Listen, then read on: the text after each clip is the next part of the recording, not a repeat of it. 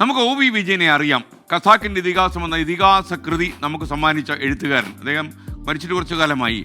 അദ്ദേഹം ഒരിക്കൽ ട്രെയിനിൽ യാത്രയും ഉണ്ടായ ഒരു സംഭവമാണ്. എന്തോ അദ്ദേഹം ഇങ്ങനെ കാര്യമായിട്ട് എഴുതിക്കൊണ്ടിരിക്കുക.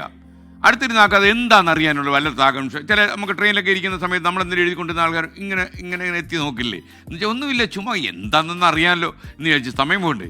അപ്പോൾ അദ്ദേഹത്തോട് അടുത്തിരുന്ന ഒരാൾ ചോദിച്ചു, എന്തായി സാറ് എഴുതിക്കൊണ്ടിരിക്കുന്നത്? വളരെ വിനയത്തോടെ വളരെ പതുക്കെ അദ്ദേഹം വളരെ പതുക്കെ സംസാരിക്കുമായിരുന്നുള്ളൂ. ഒരു കഥയാണ്.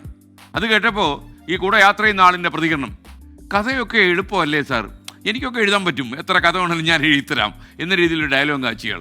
ഒ വി വിജയൻ പുഞ്ചിരിച്ചു. എന്നിട്ട് അയാളെ നോക്കി, ഇങ്ങനെ ഇതൊക്കെ നടക്കുന്ന കാര്യമാണോ എന്ന രീതിയിൽ സംശയിച്ച് അദ്ദേഹം നോക്കി. യാത്രക്കാരൻ തുടർന്നു, നല്ല തള്ളുകാരനാണ്. ഞാൻ ജോലി കഴിഞ്ഞ് വരുമ്പോൾ ബസ്സിലിരുന്ന് ചുറ്റും കാണുന്ന കാര്യങ്ങളൊക്കെ നന്നായി ശ്രദ്ധിക്കാറുണ്ട്. അതൊക്കെ വെച്ച് ഒരു കഥ എഴുതാൻ എന്താ പ്രയാസം, വലിയ എളുപ്പമല്ലേ? വിജയൻ ഒന്നും പറഞ്ഞില്ല. ഒ വി വിജയൻ അത് കേട്ട് വളരെ ശ്രദ്ധയോടെ അയാളോട് കേട്ടുകൊണ്ടിരുന്നു. കാര്യം ചിലപ്പോൾ ഇദ്ദേഹത്തോട് പറഞ്ഞിട്ട് കാര്യമില്ല എന്തുകൊണ്ടായിരിക്കും, അത് കേട്ടുകൊണ്ടിരുന്നു. അവസാനം ഒ വി വിജയൻ താൻ എഴുതിയ കഥയുടെ ഒരു ഭാഗം ഇദ്ദേഹത്തിന് വായിക്കാൻ കൊടുത്തു, ഈ സഹയാത്രികന്. അത് വായിച്ചു കഴിഞ്ഞപ്പോൾ യാത്രികൻ്റെ ഭാവമാകെ മാറി. യാത്രക്കാരനാകെ വല്ലാതായി. അയാൾക്കൊന്നും പറയാൻ കഴിയുന്നില്ല. യാത്രയ്ക്കൊടുവിൽ അയാൾ ഒ വി വിജയൻ്റെ അടുത്ത് ചെന്നിട്ട് പറഞ്ഞു, സാറേ ഞാൻ വിചാരിച്ചു കഥ എഴുത്ത് എളുപ്പമാണെന്ന്.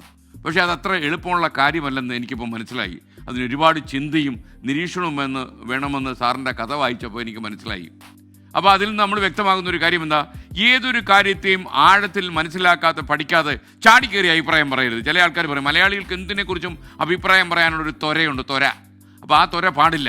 പുറമേ നിന്ന് നോക്കുമ്പോൾ നമുക്ക് വളരെ ലളിതമാണെന്ന് തോന്നും. പക്ഷെ അകത്തേക്ക് കയറുമ്പോഴാണ് വലിയ വലിയ കാര്യങ്ങളും ഒക്കെ തന്നെ പ്രയത്നമൊക്കെ വേണ്ട കാര്യമായിരിക്കും. വളരെ ഹാർഡ് വർക്ക്, ഏത് ചെറിയ കാര്യത്തെയും വളരെ എളുപ്പമായിരിക്കും എന്ന ചിന്തയോടെ സമീപിക്കുന്ന ഒരുപാട് മലയാളികളെ ഞാൻ കണ്ടിട്ടുണ്ട്. ആ സുഹൃത്തുക്കളോട് എനിക്ക് പറയാനുള്ളത്, നമ്മളിപ്പോൾ ചിലർ ബിസിനസ് ചെയ്ത് ലാഭം ഉണ്ടാക്കുമ്പോൾ ചില ആൾക്കാർ അതൊക്കെ ആർക്കും പറ്റും, ഒറ്റ അടിയടിക്കും. അതത്ര എളുപ്പമല്ലെന്നേ. കഠിനാധ്വാനം അതിൻ്റെ പിന്നാലെ വേണം, കമ്മിറ്റ്മെൻറ്റ് വേണം, ഒരുപാട് കാര്യങ്ങൾ ത്യജിക്കാനുള്ള മാനസികാവസ്ഥ വേണം. ഒന്ന് ചെയ്യുമ്പോഴേ മറ്റൊന്ന് വളരുമെന്ന് പറയില്ലേ എന്ന് പറയുന്ന പോലെയാണ്. മറ്റുള്ളവരുടെ കഴിവിനെ കുറച്ച് കാണാൻ വേണ്ടി നമ്മൾ തള്ളരുത്. ഓരോ തൊഴിലിനും അതിൻ്റേതായ പ്രാധാന്യമുണ്ട്. ഓരോ രീതിയിലുള്ള പഠനവും ആവശ്യമാണ്. അപ്പോൾ നമുക്കെതിരെ നിൽക്കുന്ന ആളിനെ അണ്ടർറേറ്റ് ചെയ്യാതിരിക്കാൻ ശ്രമിക്കുക. മാത്രമല്ല അതിനെക്കുറിച്ച് കൂടുതൽ മനസ്സിലാക്കുക. പണ്ട് കോട്ടയം അയ്യപ്പാസിനെ കുറിച്ചൊരു പരസ്യം വന്നില്ലേ, പുറത്തുനിന്ന് നോക്കുമ്പോൾ അതൊരു ചെറിയ കടയായിരിക്കും, അകത്തെ കയറുമ്പോൾ അതിവിശാലമായ ഷോറൂമുണ്ട് എന്ന് പറഞ്ഞില്ലേ. അതുപോലെയാണ്, പുറത്ത് നോക്കുമ്പോൾ ചെറിയെന്ന് തോന്നും.